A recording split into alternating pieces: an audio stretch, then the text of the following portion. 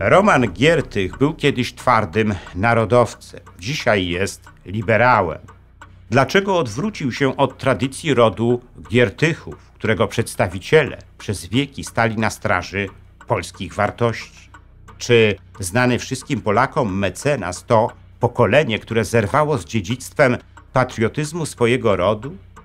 W dzisiejszym filmie poznacie historię rodziny Giertychów i przyczynę ideowej wolty Romana Giertycha. Jeśli spodoba się Wam mój film, udostępnijcie go znajomym, dajcie łapkę w górę, kliknijcie subskrybuj, a także wesprzyjcie mój kanał, za co z góry dziękuję. Złotymi patronami kanału są pan Andrzej Maciejewski z Alaski, Kancelaria Prawnicza Macieja Ordona w Chicago, pan Patryk Krupiński z Luksemburga, Centurion Finance ASI, spółka akcyjna oraz Q Logos, wolnościowy projekt abonamentowy.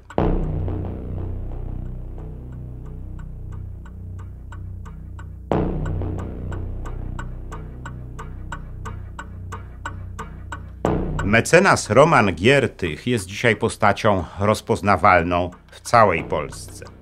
I wcale nie dlatego, że w przeszłości był wicepremierem koalicyjnego rządu kierowanego przez Jarosława Kaczyńskiego. Giertych od wielu lat jest zresztą najbardziej zapiekłym jego wrogiem. I najbardziej ze wszystkich polskich polityków domaga się rozliczenia rządów PiS z lat 2015-2023. Roman Giertych z twardego narodowca stał się w ostatnich latach politykiem, który nie ma najmniejszych oporów, aby stać w jednym szeregu politycznym z liberałami, postkomunistami oraz zwolennikami poszerzania praw gejów, lesbijek i osób transpłciowych. Gdy kilka lat temu antypisowska opozycja organizowała w Warszawie demonstracje przeciwko rządom partii Kaczyńskiego, Roman Giertych był w ich forpoczcie. W czasie jednej z takich demonstracji Giertych jak w amoku podskakiwał do góry, wykrzykując antypisowskie hasła. Mecenas wielokrotnie też w ostatnich latach atakował środowisko Radia Maryja i telewizji Trwam, które wylansowało go przed laty jako polityka polskiej prawicy. Trudno jest zrozumieć obecną postawę Romana Giertycha. Rodzi się więc pytanie, co tak naprawdę było powodem jego tak głębokiej politycznej przemiany. Część z nas zapewne stwierdzi, że ta przemiana była wynikiem jego zatrzymania w październiku 2020 roku przez agentów Centralnego Biura Antykorupcyjnego w związku z wyprowadzeniem kwoty prawie 92 milionów złotych z giełdowej spółki deweloperskiej i zarzutów prokuratorskich w tej sprawie. Ta sprawa stała się zresztą przedmiotem zainteresowania wielu europejskich instytucji, które zarzuciły polskiej prokuraturze stosowanie represji politycznych wobec przeciwników rządu Mateusza Morawieckiego, do których Giertych dołączył. Teraz pojawił się kolejny problem, związany z aferą Polnordu i decyzją prokuratury, która w styczniu umorzyła zarzuty wobec Giertycha, choć ciążą one na bliskich współpracownikach posła. Chodzi o pranie brudnych pieniędzy i przywłaszczenie kilkudziesięciu milionów złotych. W styczniu 2024 roku, już po objęciu rządów przez Koalicję Obywatelską, śledztwo w sprawie Romana Giertycha zostało jednak umorzone. Ale takie tłumaczenie chyba nie wszystkich może przekonać. Głównie dlatego, że przemiana polityczna Romana Giertycha zaczęła się znacznie wcześniej niż wyprowadzenie przez niego pieniędzy z giełdowej spółki. Pytanie o przyczyny przemiany politycznej Romana Giertycha nadal więc nie ma przekonywującej odpowiedzi. Warto jednak zwrócić uwagę na to, że w każdej rodzinie zaliczanej do elity, a taką zawsze czuła się rodzina Giertychów, dochodziło do momentów przerasowienia. Polegały one na tym, że w którymś pokoleniu pojawiał się osobnik, który nie grzeszył polityczną mądrością i zazwyczaj kroczył pod prąd rodzinnym tradycjom i mądrości całego rodu. I być może tak właśnie stało się z Romanem Giertychem. Bo jego rodzina, jak już wspomnieliśmy, przez dziesiątki lat do polskiej elity się właśnie zaliczała. Spróbujmy zatem opowiedzieć jej historię i przedstawić przodków tego najbardziej znanego dzisiaj w Polsce prawnika.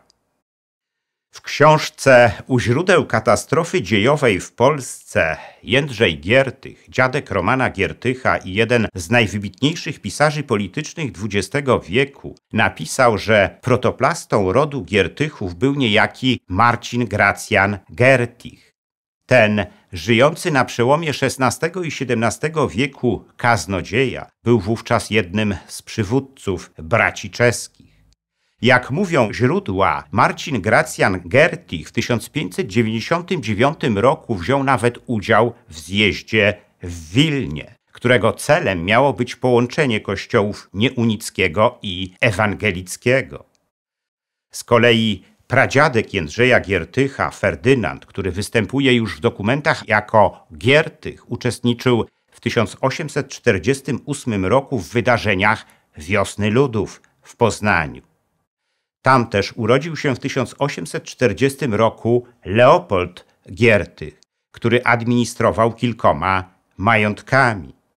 Ten ostatni na początku lat 60. XIX wieku wyjechał jednak z poznańskiego do Królestwa, gdzie zawarł związek małżeński z niejaką Ludwiką Marią Geilert, panną spokrewnioną z rodziną Rembalińskich, którzy byli właścicielami dóbr korośniewickich.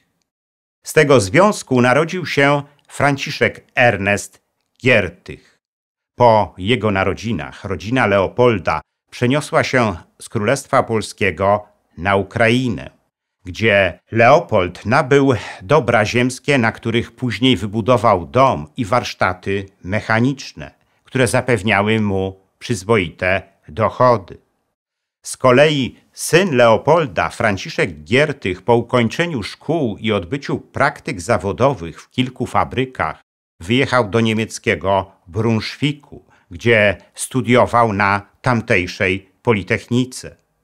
Po jej ukończeniu już jako inżynier odbywał praktyki w zakładach cukrowniczych w Niemczech, Francji, Szkocji, a potem w Stanach Zjednoczonych. Następnie został dyrektorem jednej z fabryk niemieckiej firmy Pfitzner i Gamper. W 1902 roku Franciszek Giertych ożenił się z Janiną Albrecht, której ojciec był działaczem Ligi Narodowej. I to on wprowadził Franciszka Giertycha do polskiej polityki. W 1906 roku Franciszek Giertych został dyrektorem zarządzającym Towarzystwa Akcyjnego Poręba w Sosnowcu. Organizował również życie kulturalne i edukację zawodową. Dbał także o wychowanie dzieci. Dla tych ostatnich założył nawet Park Jordanowski, w którym mogły one wraz z rodzicami słuchać koncertów i oglądać przedstawienia amatorskich teatrzyków. W 1914 roku Franciszek Giertych przeniósł się do Talina, gdzie został dyrektorem jednej z tamtejszych fabryk. W czasie I wojny światowej pomagał zamieszkałym w Rosji Polakom, zatrudniając ich w swojej fabryce. W grudniu 1918 roku Franciszek Giertych wraz z rodziną powrócił do Polski i zamieszkał w Warszawie. Przez jakiś czas pracował w Ministerstwie Przemysłu i Handlu. Potem został dyrektorem nowo powstałej fabryki naczyń emaliowanych. Zajął się również publicystyką. Najbardziej znaną jego publikacją była broszura Czy możemy uniknąć inflacji? Opowiedział się w niej za silnym pieniądzem opartym o złoto, ograniczeniem roli państwa do minimum oraz prywatyzacją istniejącego majątku państwowego. Ale nie oznaczało to wcale tego, że Franciszek był tylko bezdusznym przedsiębiorcą. Zawsze dbał o kwestie socjalne swoich robotników i wiele robił w tym zakresie. Franciszek Giertych zmarł w 1938 roku. To właśnie jego synem był Jędrzej Giertych, najbardziej zasłużony przedstawiciel rodu Giertychów. Gdy w 1919 roku rodzina Franciszka Giertycha zamieszkała w Warszawie, Jędrzej rozpoczął naukę w jednym z warszawskich gimnazjów. W 1920 roku podczas wojny polsko-bolszewickiej Jędrzej Giertych służył ochotniczo w Wojsku Polskim, a podczas Bitwy Warszawskiej został ranny. W latach 1921-1926 studiował prawo na Uniwersytecie Warszawskim. W 1931 roku Jędrzej Giertych ożenił się z Marią Łuczkiewiczową, córką lwowskiego sędziego Włodzimierza Łuczkiewicza, z którą miał aż 9 dzieci. Już w latach 20. Jędrzej Giertych zajmował się publicystyką. W 1929 roku wydał pierwszą ze swoich licznych książek, zatytułowaną My, nowe pokolenie.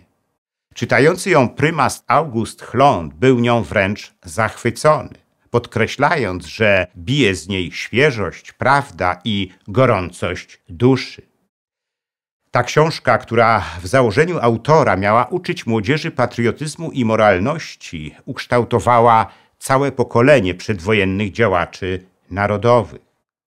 W styczniu 1931 roku Jędrzej Giertych został attaché kulturalnym w polskim konsulacie w Olsztynie, ale zostając nim MSZ zakazało mu publikowania w prasie pod swoim nazwiskiem.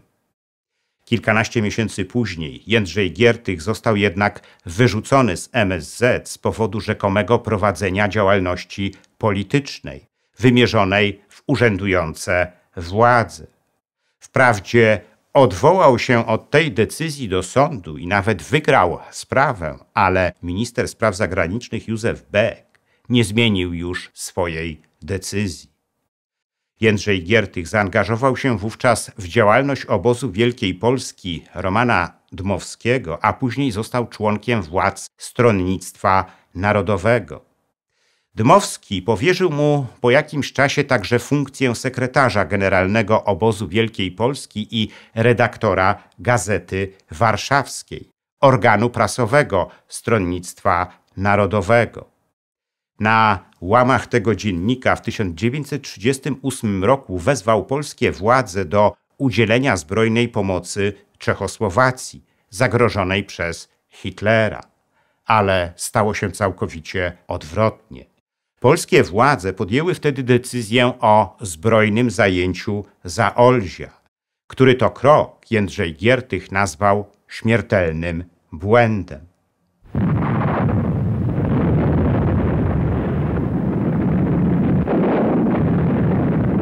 Gdy 1 września 1939 roku Niemcy zaatakowały Polskę, Jędrzej Giertych włożył mundur, aby walczyć z niemieckim najeźdźcą.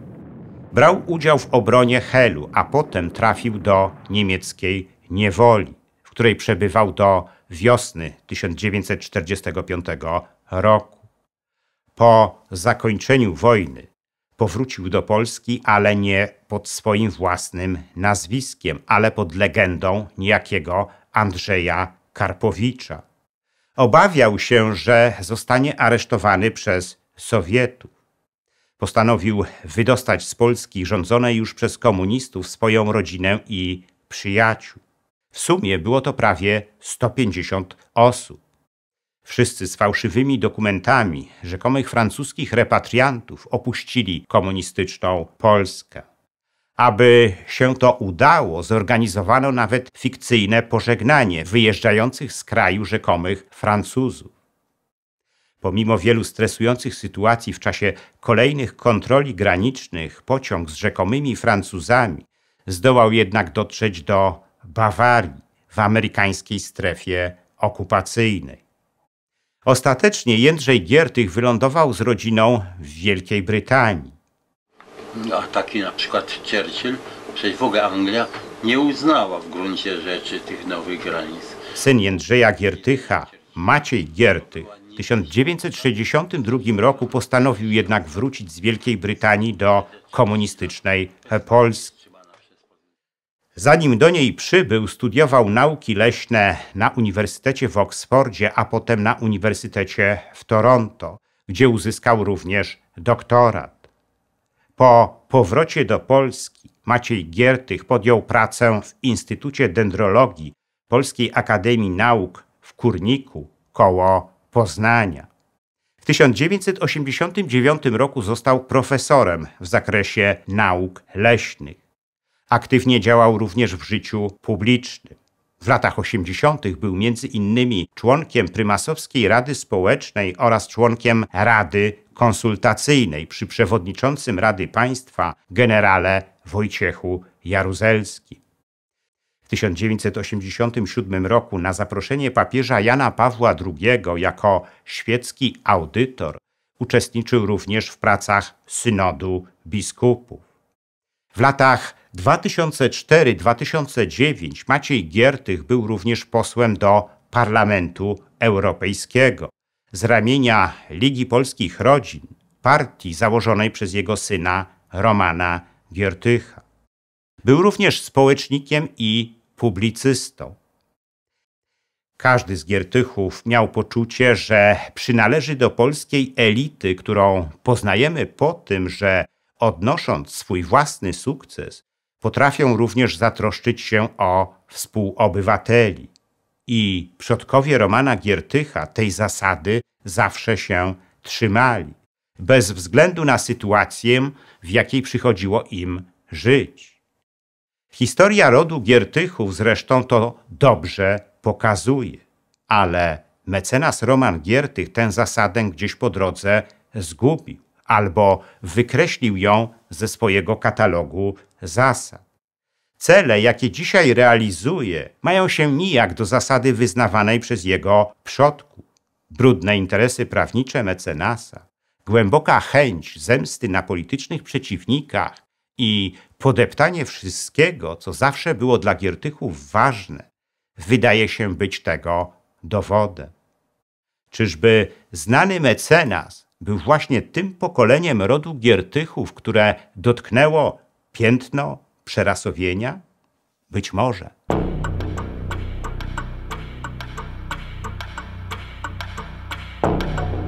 Jest już do nabycia moja najnowsza książka Ostatnie polskie powstanie. Ta książka dotyczy antykomunistycznego podziemia. Dowiecie się z niej o tych aspektach jego funkcjonowania, o których jeszcze nie mieliście okazji usłyszeć. Jednym z nich jest rola sowieckiego NKWD w ostatecznym rozbiciu tego podziemia. Zachęcam do zakupu tej książki. Każdy kupujący otrzyma ją z moim autografem. Dziękuję za liczne komentarze moich filmów i wpłaty. W sposób szczególny chciałbym podziękować złotym patronom, którymi są pan Andrzej Maciejewski z Alaski, Kancelaria Prawnicza Macieja Ordona w Chicago, pan Patryk Krupiński z Luksemburga, Centurion Finance ASI, spółka akcyjna i Q-Logos, projekt wolnościowy zrzeszający ludzi z otwartym umysłem, a także srebrnym patronom, wśród których są panowie Dariusz Kwoka, Dariusz Wietrzykowski, Arkadiusz Strykowski, Bartosz Filip Cichy, Sebastian Nastarowicz, Zbigniew Foryś, Bartłomiej Biegała oraz Kongres Polonii Kanadyjskiej z okręgu Toronto, Stowarzyszenie Nasza Polonia z Australii i firma informatyczna Sagitum S.A. Dziękuję również pozostałym patronom, gdyż każda kwota wsparcia jest dla mnie ważna. Zachęcam wszystkich do wspierania mojego kanału, co pozwoli na jego dalszy rozwój. Teraz można to zrobić nie tylko przez Patronite. Szczególnie dla patronów zagranicznych przydatne są możliwości bezpośredniego wsparcia na YouTubie w formie jednorazowej wpłaty klikając podziękuj, a także cyklicznych wpłat klikając wesprzyj na dole ekranu. Wpłat można też dokonywać przez PayPal oraz bezpośrednio na moje konto bankowe, którego numer widzicie teraz na ekranie. Więcej informacji na temat wspierania kanału na różne sposoby znajdziecie w opisie pod filmem.